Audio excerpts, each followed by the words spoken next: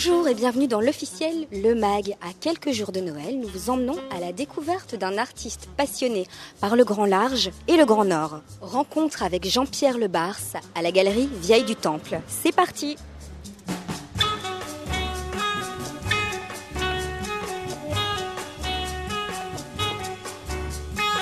Monsieur Lebars, bonjour. Bonjour. Alors, art concret, art abstrait, art géométrique, comment définissez-vous votre travail ?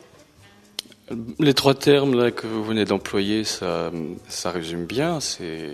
Mon travail s'inscrit dans une lignée déjà de peinture géométrique, abstraite, voire cinétique. Mais ce qui émerge le plus pour moi, c'est l'aspect concret de la chose. C'est-à-dire ne pas être sur une surface type page blanche, être vraiment sur un support qu'il faut peindre.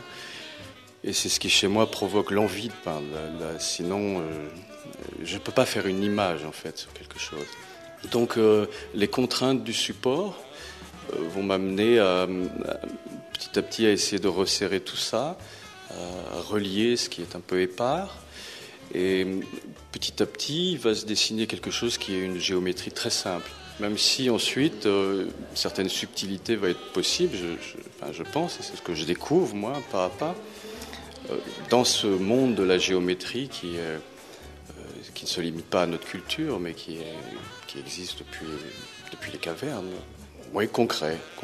Maintenant, peindre ici, maintenant, sans chercher de message ou quoi que ce soit, mais en essayant de prendre conscience de la force des volumes, de l'espace et de tout ce que ça peut impliquer comme envie d'être, de se projeter.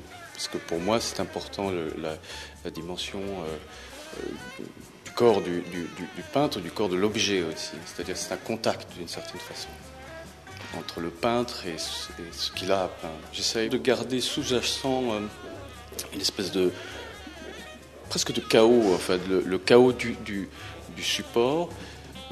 Ne pas l'effacer totalement. Donc on le ressent par le déplacement et on le ressent aussi par certaines contradictions entre parfois ce qui est inscrit et ce qu'il y a dessous. C'est-à-dire parfois ça met en évidence le volume, parfois ça le masque. Il y a ce jeu là entre montrer, cacher les choses qui me plaît beaucoup de faire.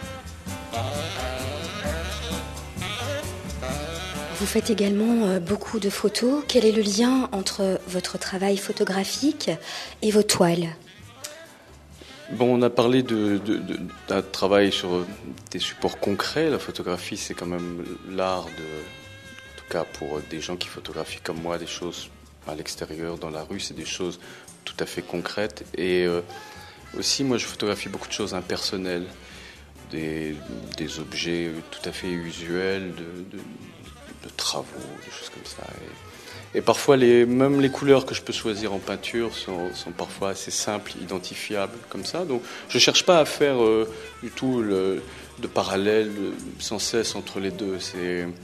J'ai démarré la peinture sans faire référence à ce que je pouvais faire en photo.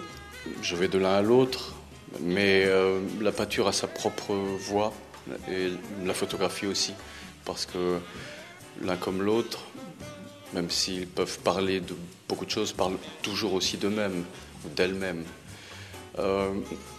Donc voilà, mais c'est vrai que en photographie, on réagit à ce qui se trouve déjà sur place, et en créant des supports qu'ensuite je peins, d'une certaine façon, je réagis aussi à ce qui se passe. Donc il y a des liens, mais je ne cherche pas plus que ça à théoriser les rapports entre les deux. Ça pourrait assécher les deux pratiques. Pour terminer l'interview, pouvez-vous partager avec nous votre œuvre la plus personnelle ? Alors c'est une question difficile parce que d'une certaine façon, j'essaie de faire des peintures qui ne soient pas très personnelles, qui soient bien sûr qui me ressemblent d'une certaine façon, mais qui gagnent en une forme d'anonymat. Donc ici il y a une peinture qui est en noir et blanc quasiment, où là je n'ai pas les questions de couleur qui entrent en jeu, il n'y a guère que la structure qui importe, et c'est peut-être ce qui au fond me retiendrait le plus.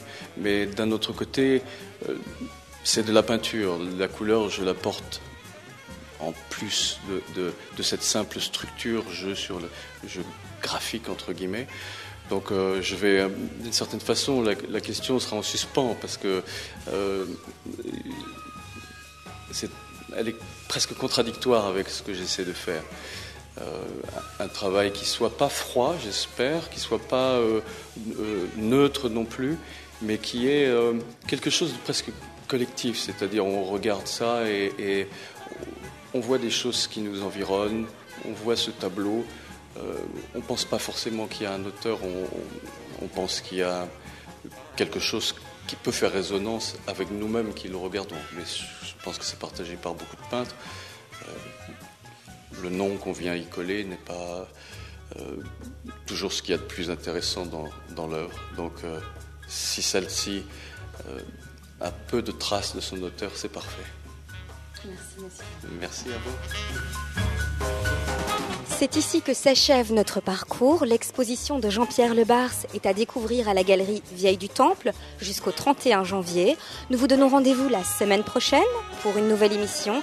D'ici là, passez une belle semaine. Au revoir.